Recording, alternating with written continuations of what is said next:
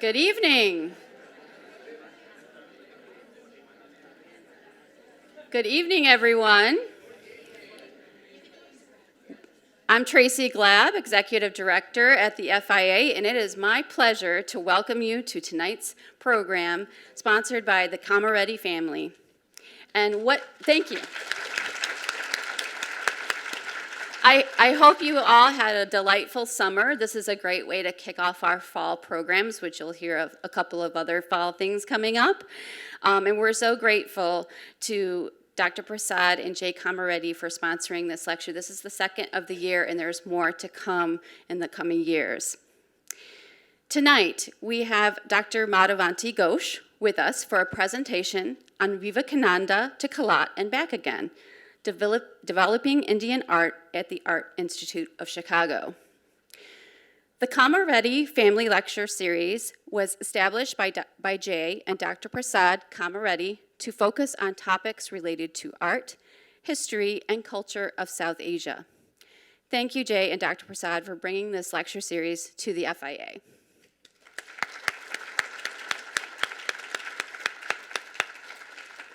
And I would also like to invite you on their behalf to stay after the lecture for a reception in the lobby. And one special guest tonight, he doesn't know I'm going to do this, is our Director Emeritus, John Henry. So wave your hand. We're thankful that John and Janice are here in the audience tonight. So before we bring tonight's guest, Dr. Ghose, to the stage, as always, we'd like to take the opportunity to thank the citizens of Genesee County for the Genesee County Arts Education and Cultural Enrichment Millage, which provides free entry to the FIA for Genesee County citizens every day of the week. And that's why we were asking for zip codes, if you were wondering. I would like to also let you know that we'll be hosting a panel discussion this weekend on Saturday, September 17th for the Flint is Family in 3 Acts, Act 1 at the FIA. So please come to that free event on Saturday. I would also like to let you know that on Friday, September 23rd at 6 p.m., we're having a members preview of Enchanted, A History of Fantasy Illustration, which opens with a lecture by Jesse Kowalski here in the theater, followed by a book signing and reception in the lobby. And if you're not an FIA member, I greatly encourage you to be so, because not only did you get to go to events like member previews, but you also get on our mailing list and find out about all these cool things that are happening here at the FIA. I would like to please remind you right now to take a moment to silence your electronic devices. I better do mine too. Yep. Dr. Madhuvanti Ghose is the first Alsdorf Associate Curator of Indian, Southeast Asian, and Himalayan Art at the Art Institute of Chicago. Since joining the museum in 2007, she launched the Alsdorf Galleries in 2008 and has curated numerous exhibitions and installations. From 2012 to 2016, she led the Vivekananda Memorial Program for Museum Excellence, funded by the Government of India and designed to foster professional exchange between the Art Institute and museums in India. She completed her doctoral dissertation from the University of London and was a research fellow at the Ashmolean Museum, Oxford University. I'm so jealous about that, by the way.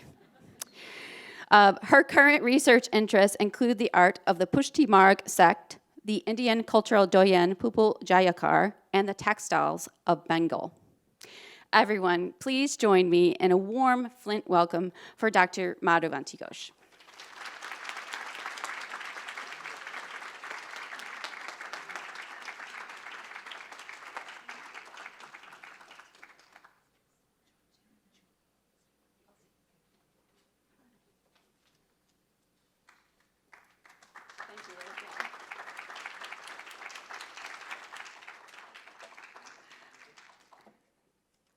Thank you so much, Tracy, for that warm welcome. And let me just see that I have everything on. Yeah, okay. And I'd also like to take a moment to thank Jay and Prasad for not just starting this lecture series, but in inviting me and being such warm hosts. It feels as though we have known each other forever, or at least we were meant to know each other forever. And I'm so thankful to them for starting this lecture series, which I hope you will get to enjoy over time. So I'm going to be sharing with you a journey that I've been on since I moved to America back in 2007. And along the way, we're going to talk about one of the most important figures in India who continues to have huge relevance in our present, Swami Vivekananda. And we'll learn a little bit more about him in a minute. And simultaneously, I will also share with you all a little bit about one of India's topmost artists, who is so much more than a contemporary artist, Jitish Kallat. And I will talk about a moment in time when these two juxtaposed together at the Art Institute of Chicago and why that happened, and talk a little bit also about the continuing importance of how this moment kind of had an impact on the way we have developed Indian art at the Art Institute. I hope you'll find the story an interesting one. So, have all of you been to Chicago and seen the Art Institute? Well, if you've been anytime recently, which I hope everyone has, this is what the Art Institute looks like. It's spread out over a city block, and you're seeing not just the modern wing, but you're also actually seeing the first building that was built at the Art Institute, and we'll be focusing mainly on that first building of the Art Institute in this talk today. And this is, of course, the famous facade with the lions who are shining and beautifully restored. So I would urge you all to come and see the great lions who are definitely back at the Art Institute. So this is the main entrance of the Art Institute that most people are familiar with. And so even though the modern wing has expanded our museum extensively, this historic first building is the story I'm going to be sharing tonight. And it takes us back to 1893, when Chicago was hosting the Columbian Exposition to celebrate 400 years of the anniversary of Columbus's discovery of the Americas. And at that time, the Columbian Exposition was spread out across the southern part of Chicago, of the city. And of course, the center of that was the White City. That is actually the area where the University of Chicago is positioned right now. And of course, one of the great inventions that was amongst the many miracles that was on view at the Columbian Exposition was, of course, the first Ferris wheel. We forget today that that was actually shown at the Columbian Exposition in Chicago.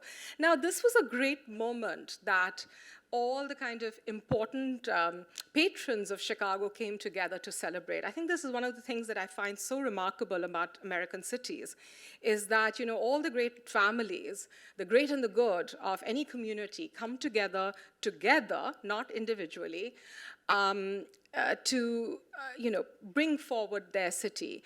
And in Chicago's case, this was because Chicago was rebuilding after the Great Fire of 1871.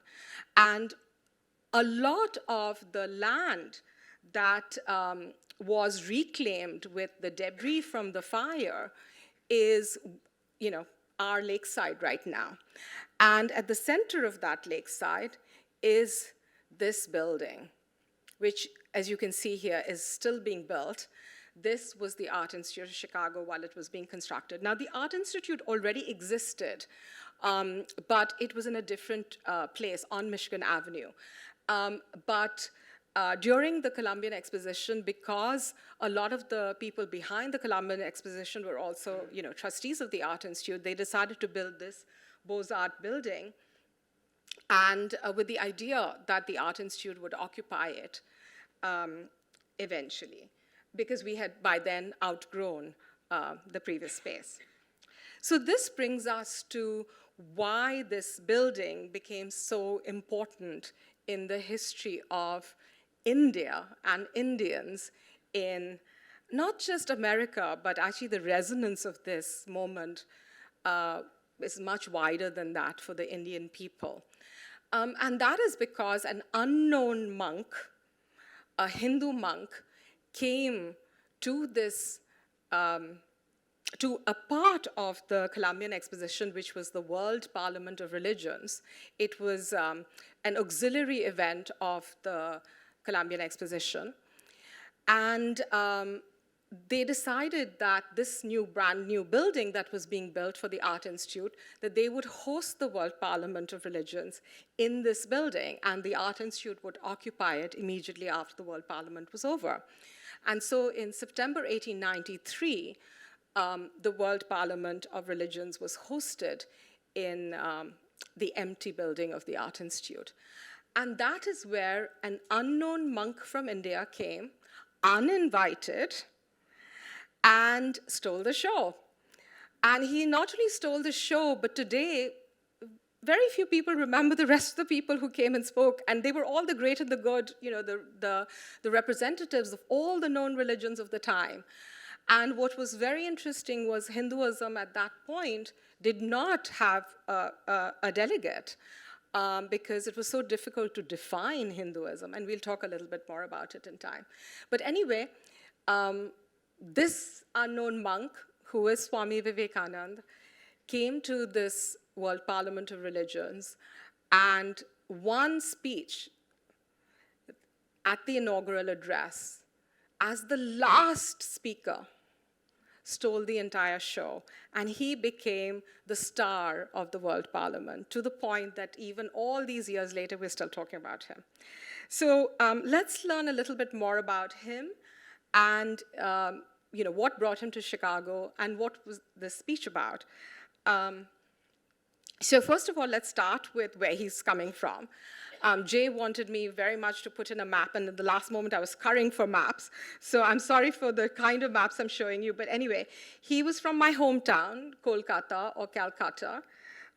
You will find me using Calcutta more, because that is how the city was called during the colonial period, and at this time, Calcutta, in fact, was the capital of the British Empire in India. And if you were to fly from Calcutta to Chicago today, that's the distance. But he came not by air back in 1893, but by ship, by sea. And he took the long route. So he came all the way across the Pacific, stopping off in Japan and then coming to Canada, and then by land from Canada across to Chicago. So he grew up in a kind of middle-class environment in Calcutta. His father was a lawyer, and it was only after his father died that they realized that he had overextended himself, and so they were absolutely poverty-stricken. And so, and this was at a time when, so I'm going to refer to him not as Swami Vivekananda at this point, because he had not become the Swami and he hadn't become a monk yet. So his personal name was Narendra Nath Datta. And everyone called him Narain. So young Narain was a very dynamic person, very good in studies, had a great physique. and a great intellect as well. So an ideal combination. And then suddenly one day his father dies, and they realize that they were poor. And at that time, when his life, he was only 18, in fact, when he came into contact with the person who became his spiritual advisor and guru,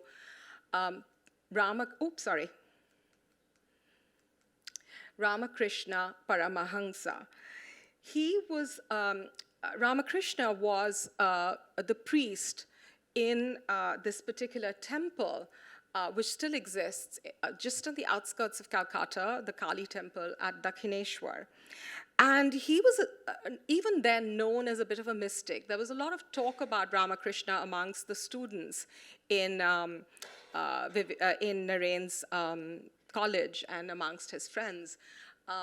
Everybody talked about Ramakrishna as being this person who kept going into trances, and he was considered to be a very devout person, but most people couldn't get their heads around him. Anyway, when Narain finally came and met him, he was absolutely transfixed, and eventually, and Ramakrishna, in return, said to him that, "What's taken you so long?" It was as though he was meeting somebody he had been waiting. In fact, he said that he'd been waiting for him for so long. The young Narain was completely transfixed by this interaction and was very curious, and eventually decided to become a monk.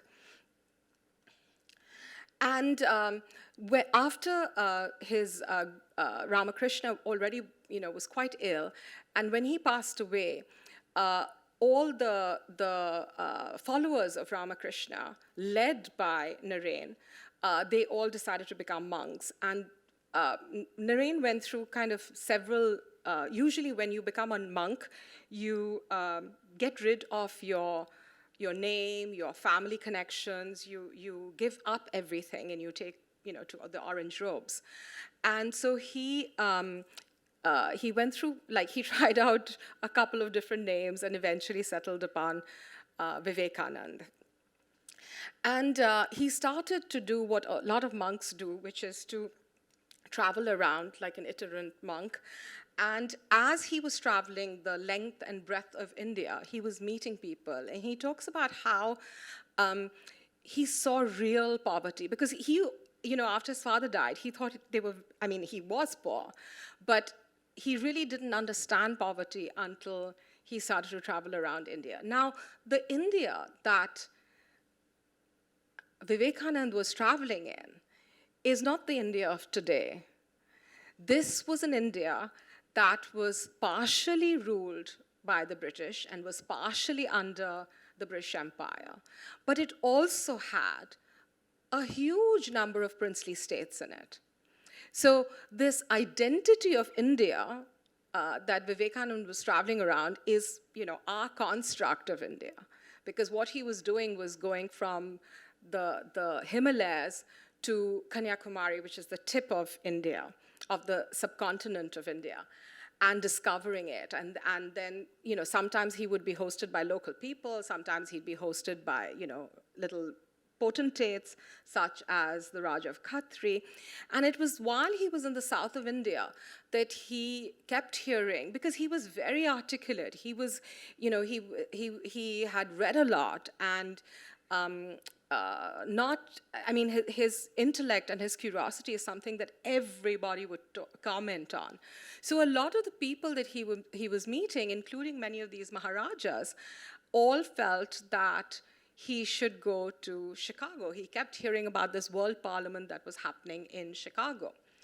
And eventually several of these local potentates, started to actually put together some funds.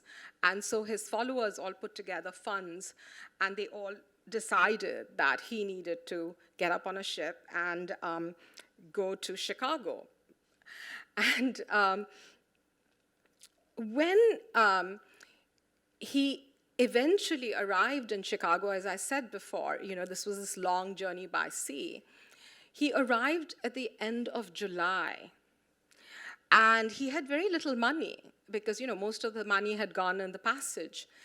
And so when he arrived, he realized to his horror that this was the summer and the parliament wasn't taking place until September. And moreover, you had to be an invited delegate to take part in it. And of course, he knew nobody. So by chance, he happened to meet a lady on a train. And she was from Boston. And she had passed on her little contacts to him and said, if you ever need anything, anybody, just don't, hesitate to get in touch with me. So he discovered while he was in Chicago, penniless, hardly any food, and he couldn't go around begging in the way that he did in India as a monk. So he discovered that it was cheaper to live in Boston than in Chicago at that time, which kind of sounds very funny today, but anyway, it was. And so he found his way to Boston, to this lady's place, and she was so happy to see him. And it turned out that she really did have those amazing connections that she had talked about, and she'd really taken to him. So she started to introduce him to the people she knew, which included the professor of Greek at Harvard University, who immediately was so impressed by Vivekananda speaking to him that he wrote him an introduction to the person who was heading the World Parliament, Barrows. And so that is what brought him to Chicago, but they helped him get a little ticket. But the introductory letter and the address of how to find the head of the World Parliament, he lost. So he was sitting on a pavement, absolutely dejected, not knowing anything of where to go, when he came across the Hale family. Mrs. Hale had come out, and Chicago, I guess they were expecting a lot of foreign-looking people, looking lost. And Mrs. Hale came outside her home and found this person in this orange robe and, looking completely lost. And so she very kindly invited him in.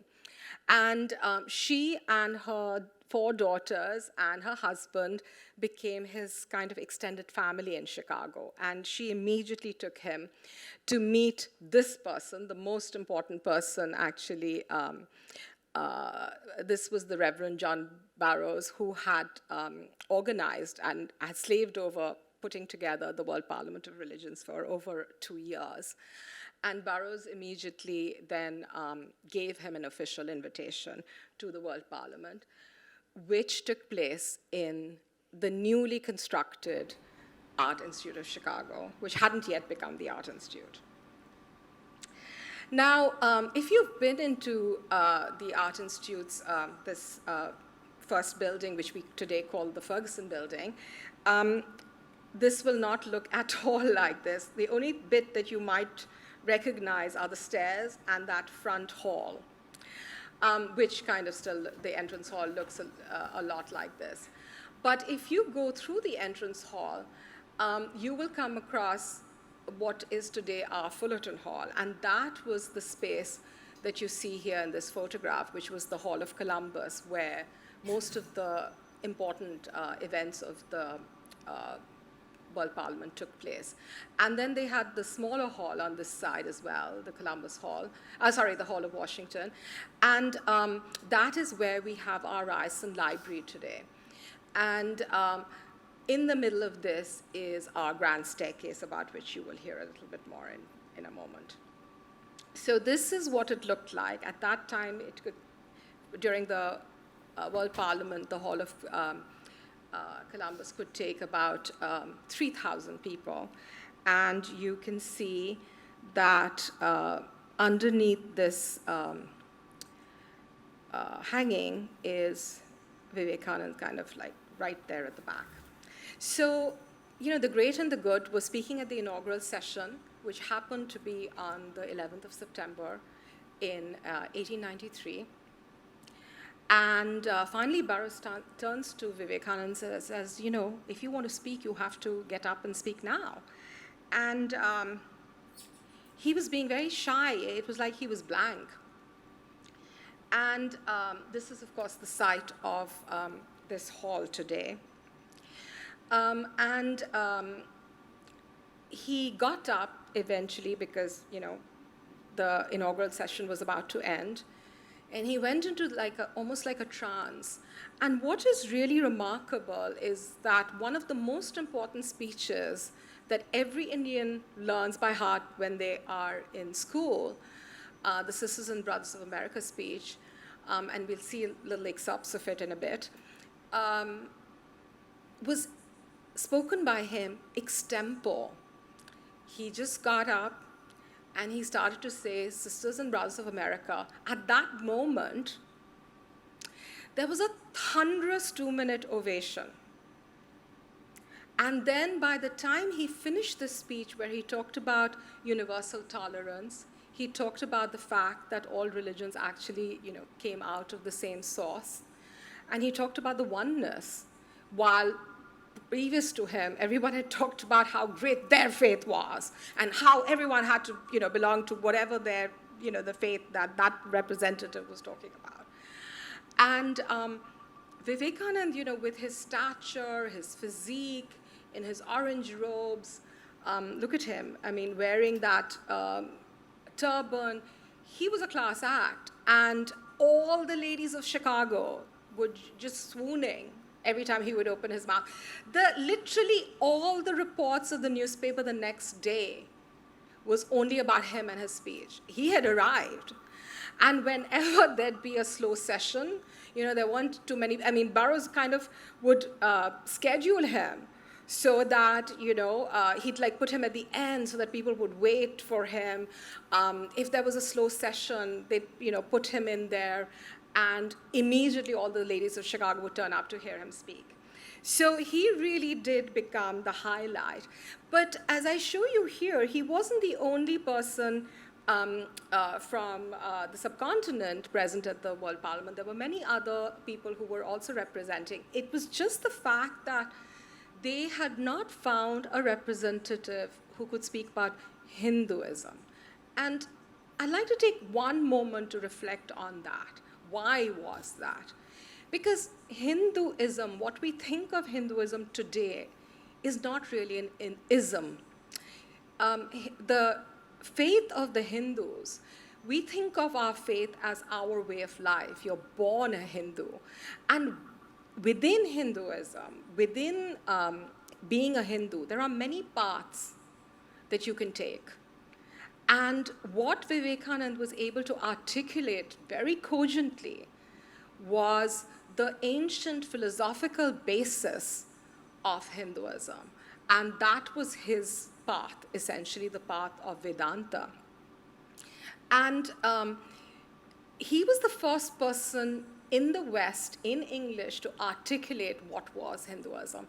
And in a way that even Hindus kind of tend to think of themselves today, using that speech as a marker.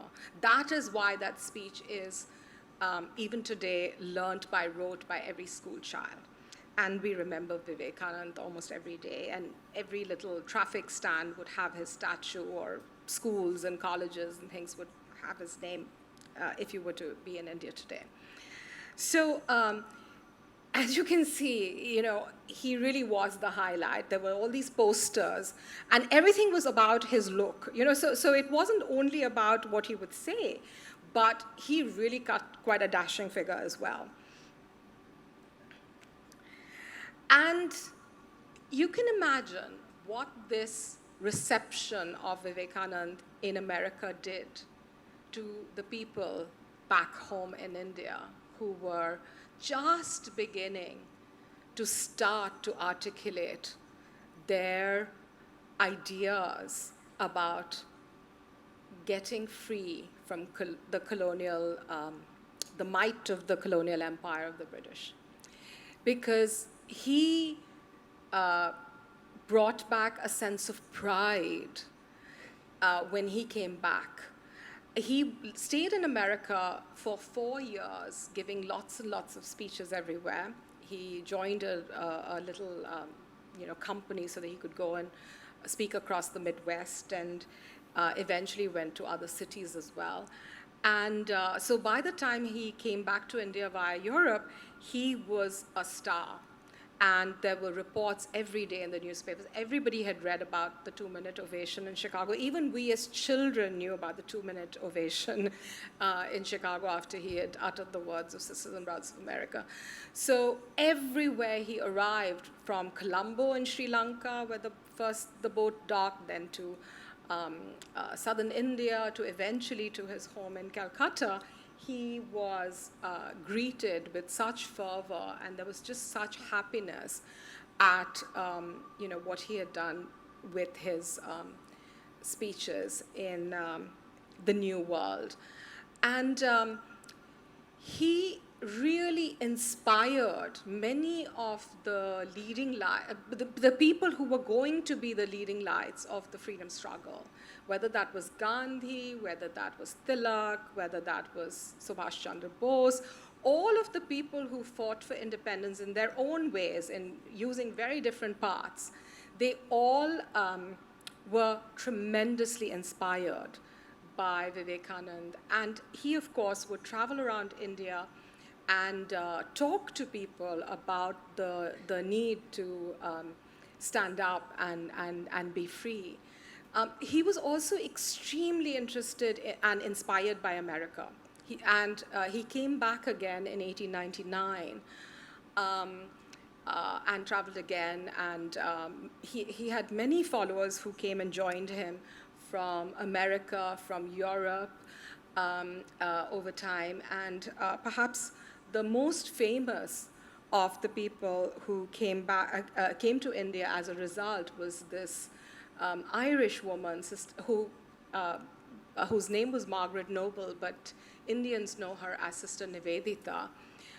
She became his follower, like many others, and stayed on in India and became almost like the voice of the writings of the Swadeshi movement, the movement that was a kind of self-help movement that was one of the first big movements, public movements, before even Gandhi started his non-cooperation movements.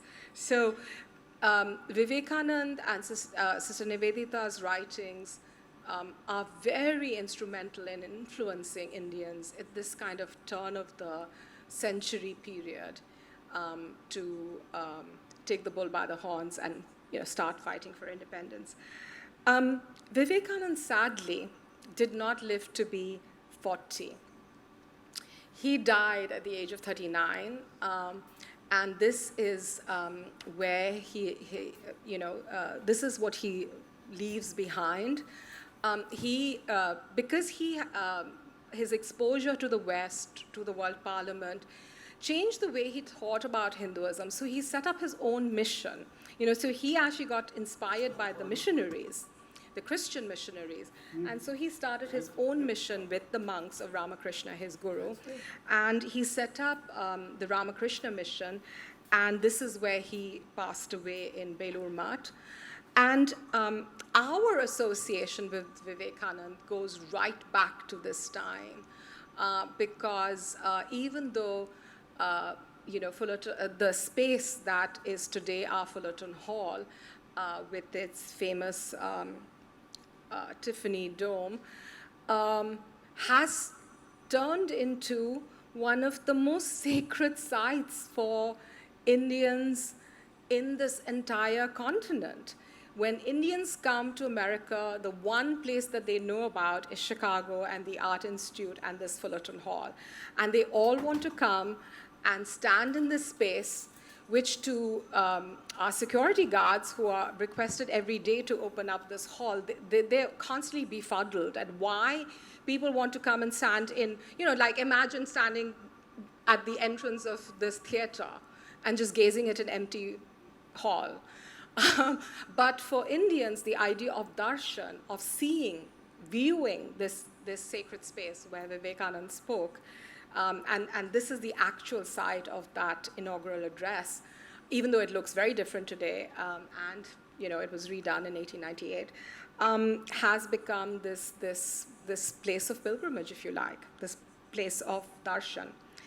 And our connections go on and on and on in many different forms. So the Indian American community in Chicagoland around the time of the centenary of the address of the World Parliament in 1993, started to work with the local politicians. And eventually in 1995, the street outside the Art Institute was named the Honorary Swami Vivekananda Way. And so that still, of course, it is the Honorary Swami Vivekananda Way.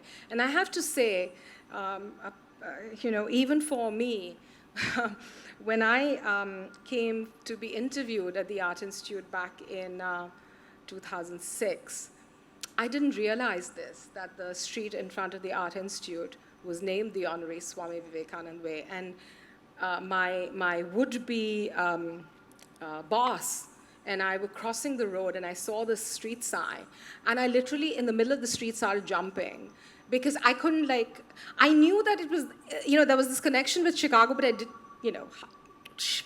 didn't realize it was the Art Institute, and I happened to be interviewing there. So I was like, okay, this was meant to be. And our association with India not only goes back to the World Parliament, but the World Parliament and the Columbian Exposition had a huge impact on all the patrons of Chicagoland. And amongst them was one of our most important trustees, Martin Ryerson. And here he is on an elephant in Jaipur very soon afterwards in the late 1890s. From the late 1890s, our trustees started to visit India. And that hasn't stopped, because my patrons, Marilyn and James Alsdorf, fell in love with India going back to the 50s and 60s.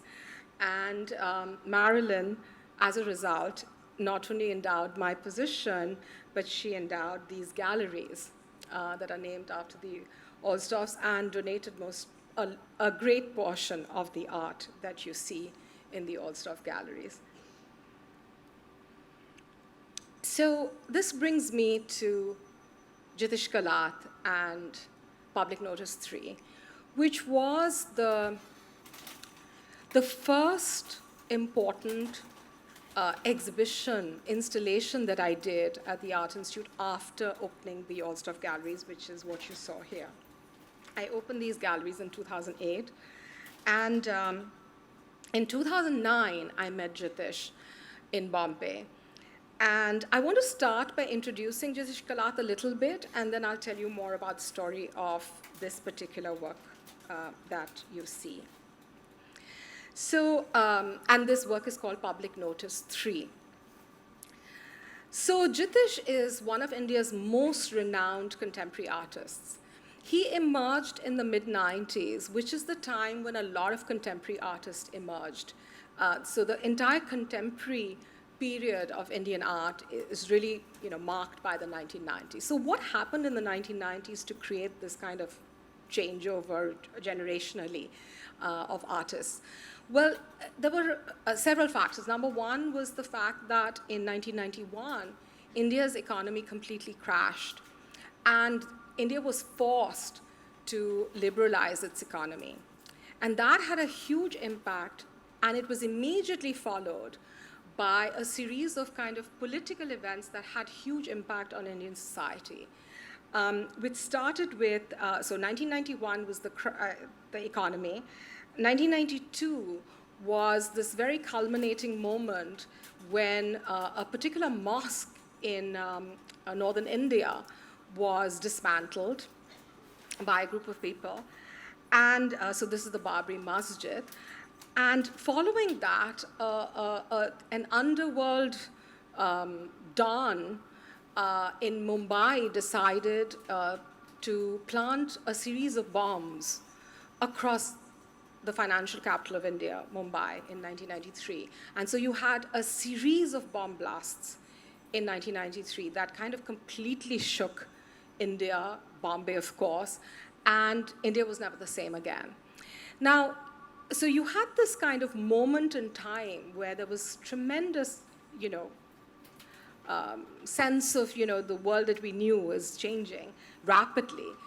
And in the middle of all of that, you had 1997, which was the 50th anniversary of Indian independence. In fact, this year we are just celebrating the 75th anniversary of Indian independence.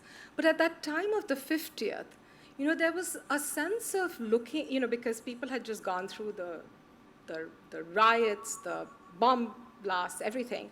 And so there was this sense of, on one hand, euphoria that, India had survived for 50 years as a nation. And on the other hand, there was also this kind of where are we going? Where are we headed? So you had a lot of kind of ultra-nationalism, but you also had a lot of people kind of worried because the riots and all of these things that had happened had brought back memories that were kind of buried subliminally from the time of partition. Because while you celebrate independence, I mean, for most Indians and people of the subcontinent, from Pakistan, from India, that moment is also caught up in the greatest, this partition, which created one of the greatest movement of people across the world. So, the partition was not just a question of people moving from one place to another, but, there were many horrors because every community turned against another community, and there was lots and lots of brutality around it. And for 50 years, people had kind of buried all these stories. And at the time of the 50th, for the first time, like the children would ask their parents, what did you go through, or their grandparents. And so a lot of these memories kept coming back. And this was what was fertile territory for the arts in India. And this is the period when a whole new generation of artists emerge. And Jitish Kallat is one of those artists. And I'm showing you a series of works that he did around and just before Public Notice 3, to give you a sense of the kind of work that Jitish did. He's always worked in multimedia, and he's always been fascinated by his urban metropolis of Mumbai, which had gone through all this, the riots and everything else. And so here, what looks to be, quite benign work is actually cars that have been bashed up after riots. And a lot of his work is about the kind of urban angst. And one of the things I would urge you all to do is look at the title of some of these works as I'm scrolling through, because it's his use of words that is so remarkable. And that is something you will see in the Public Notice series as well.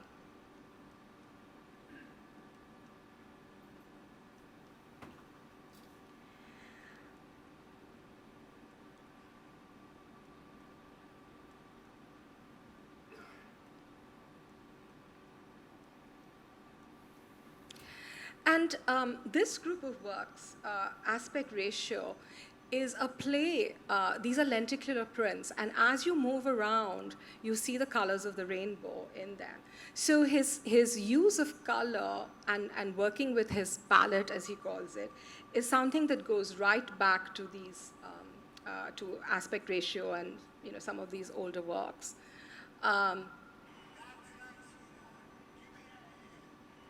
So the everyday, the street, the people on the street are the subject of his work, and the urban, metropolitan cities of India.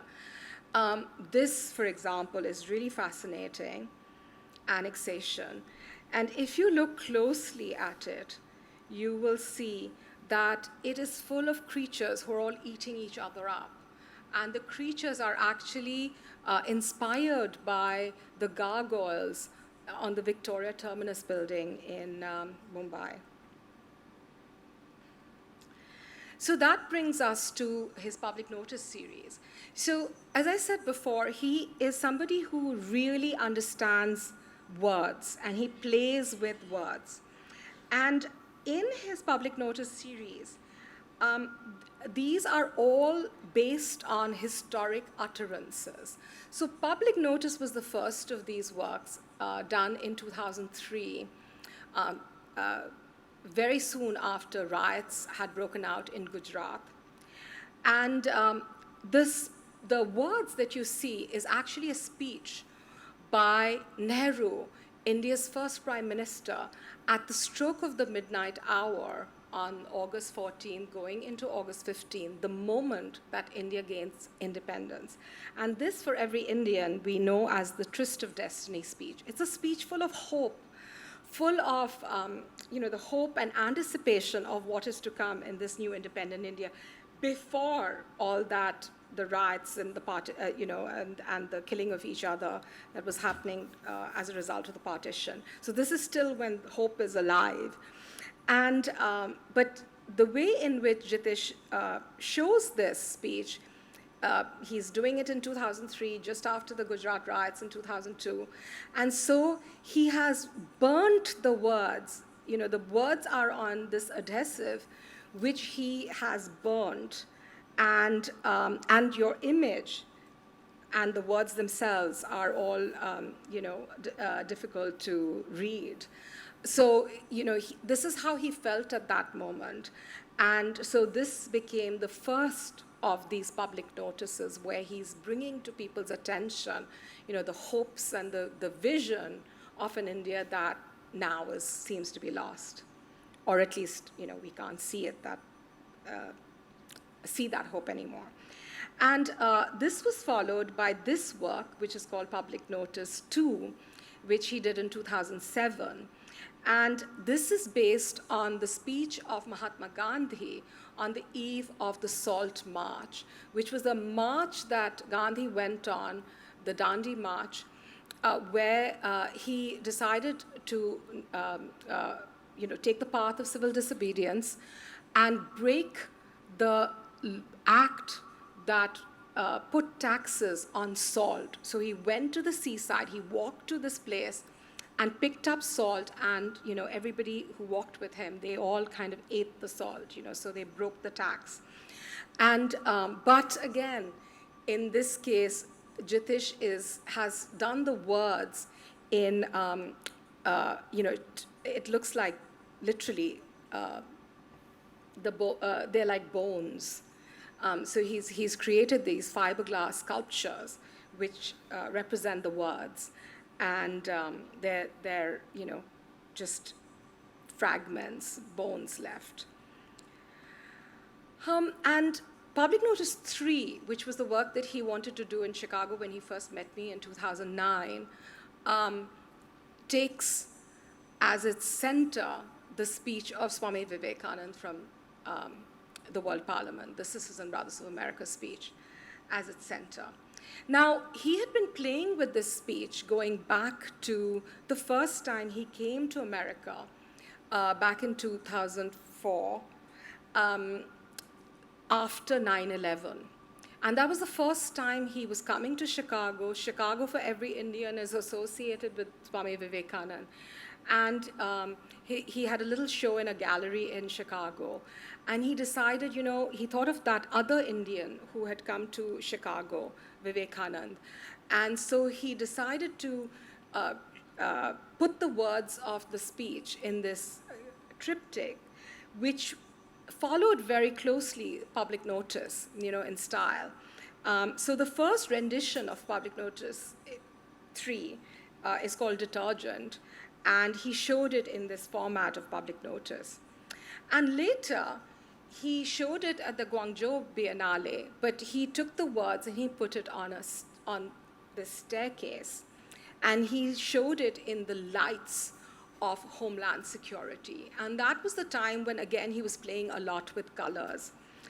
And, for most of us, I don't know about all of you in America because I was in Britain at that time, but America and 9/11 got associated for us with the colors of Homeland Security. And again, even the time when I came to America in 2007, we were always in code orange. We were always at that kind of heightened state of alert. Orange, a color that we associate with renunciation in India, became this color that was, a color for a threat. And so Jitish asked me if he could do this work, and he wanted to do it in a space that was as near to Fullerton Hall as possible. So we decided that, since Fullerton Hall was not a suitable venue, we decided to use the space that was outside of it, which is, of course, this area which today is our grand staircase. We had done a lot of installations in the grand staircase. We have always done it, and you can see some examples. And so we made that the center of Public Notice 3. And he took that work from Guangzhou and he developed it further so that we use the color palette of the Homeland Security. And you know, the Art Institute never had a dome over the grand staircase, the Women's Board grand staircase. So it feels as though, you know, the words of Swami Vivekananda were going into the ether. So it was really something that was quite special in many ways. And we put the entire speech in LED lights on the stairs in these risers.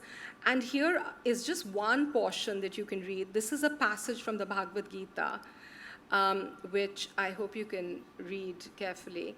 And so we used a computer-based program to randomly select the colors that would go on the words.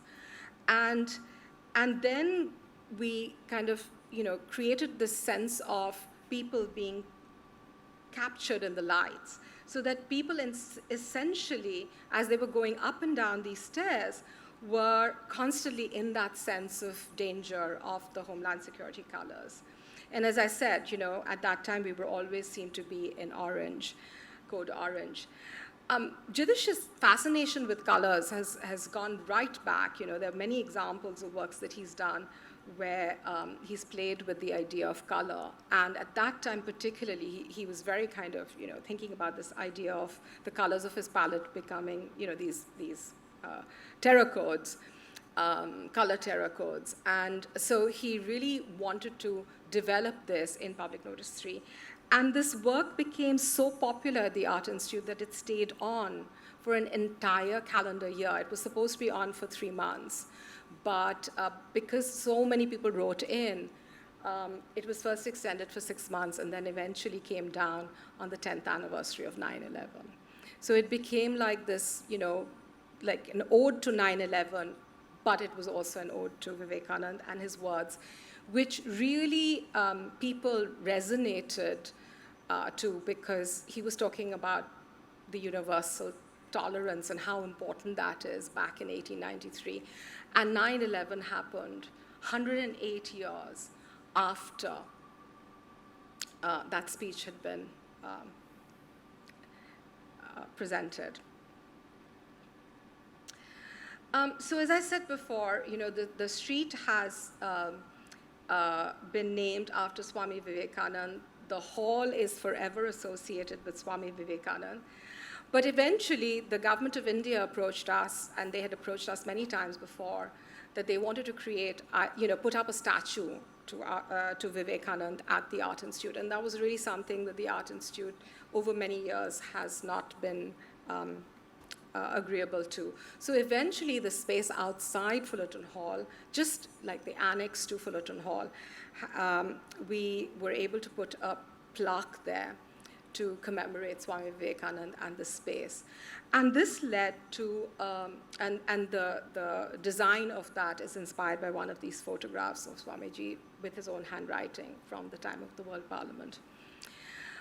This resulted in an agreement with the government of India, and that agreement led to us, because, you know, we kept saying that we're a museum, so, I mean, we can do museum-related things with you.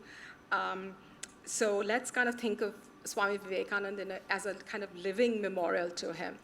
And so we decided to create the Vivekananda Memorial Program for Museum Excellence.